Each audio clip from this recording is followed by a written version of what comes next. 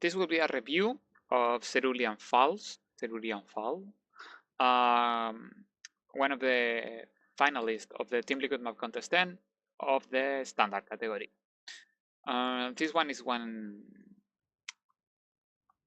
I think that this particular map will have better fit the macro category, at least personally, because of the closeness of the third and the what will be your, in this case, because the third is so close, this one becomes the fourth, but you can like nuke it a little bit and you have two alternative thirds.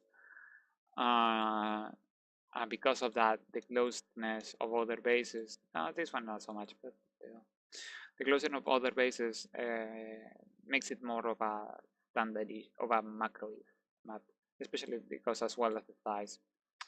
So about the map itself, like many others of the standard map, I've been trying to like nitpick some issues because they tend to be like more solid ones. This one will have like not such not such of a blessing. So right over the gate, the bounce need to be increased, the unplayable bounce, in order to avoid players from seeing the ugly black area. The area behind the main might be like slightly too big, but that is not particularly something that can be easily taken care of. Maybe you can like decrease the size of the bounce a bit of the playable one. Meanwhile, you increase the size of the unplayable ones in order to allow for players to, in order to allow for casters to have like some more pretty things about, especially for example when Mutalisks or any other unit is like flying close to the top of the map, because of the isometric camera, all of this area will be black. Instead, it could have been like some pretty forest or in a temple, something like that. So going back into the main base instantly, one of the along the many other maps, this one has like slightly issue with the mineral line. It is not the end of the world, but it is something that finalists should like try to avoid. I will leave like links to standard mineral lines and how to do them in Legacy of the Void. Huh, no, I messed this one up, I think. Yeah, there it is. The standard mineral line. This one is in order to allow for the defender player, in case that he's rush or whatever, to worker stack into places of the mineral line. It is also kind of symmetrical, even when the Bespin geyser look kind of inefficient. It isn't really. So beyond that, it is fine. Regarding aesthetics, it looks fine. It looks fine.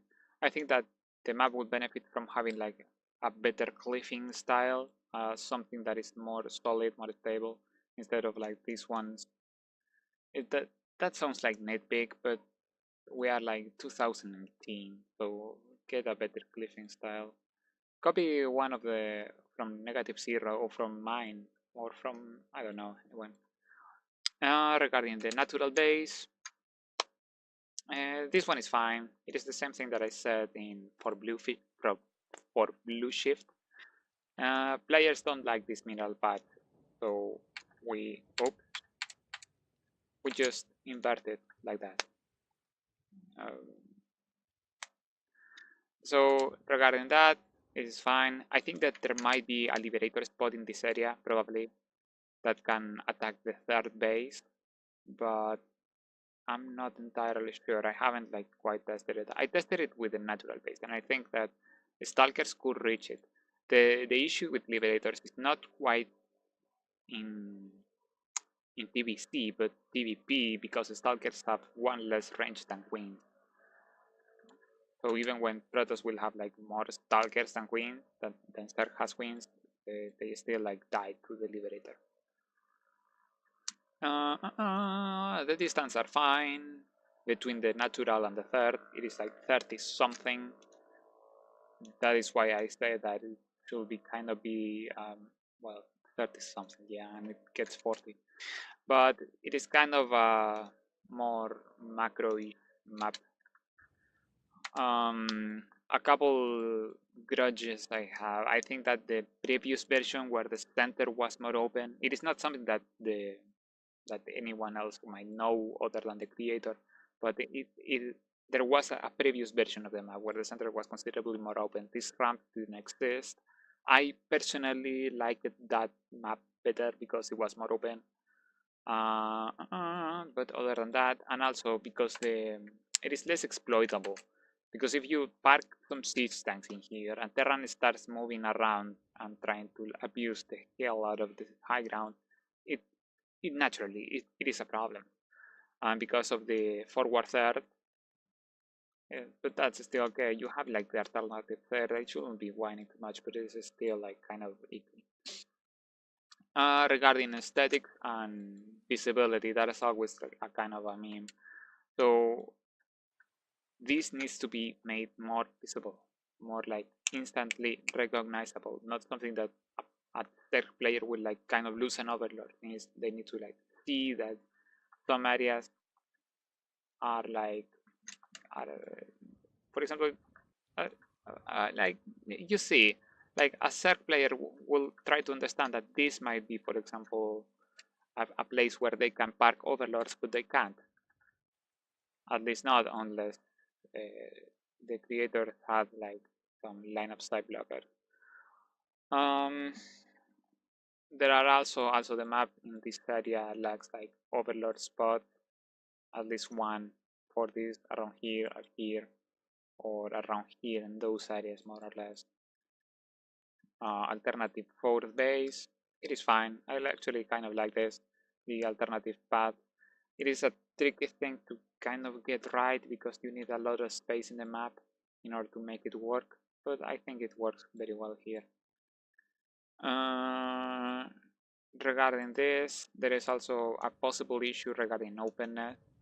It is kind of a similar problem with Dreamcatcher, but to a very less degree, very less like, strong because of the sheer distances.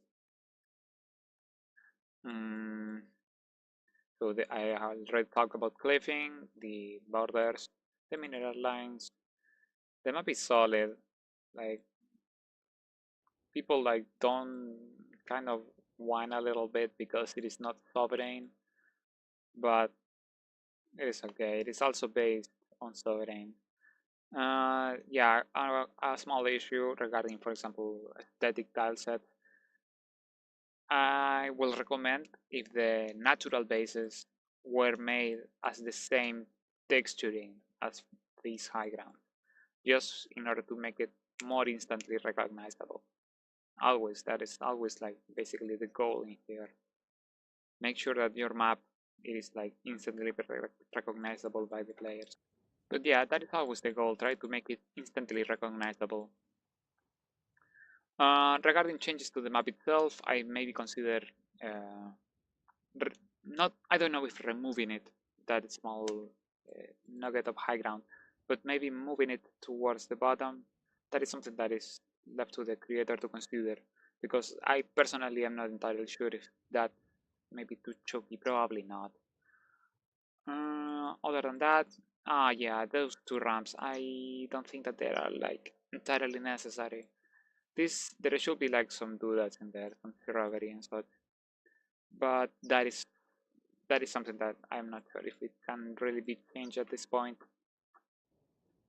But other than that, changes to Cerulean Fall, I think that the map is like overall fine regarding this. But yeah, trying to find some possible problems. There might be like a slightly small problem regarding the line of sight blockers of the doodad trees that are lowered in the ground. They look really good as well, but there might be some issues with that regarding, for example, liberator abuse and whatnot. Beyond that, I think a tree needs to be added in there, or a crystal, something like to Call the eye. Move the best being geysers there, one to the back. Some optimization thing. It as well, maybe add some shrubbery in those sides. Beyond that, the map looks at least fine from me. There is like the kind of abuse that I will kind of worry slightly, but it is so far back that it's limited. But you still.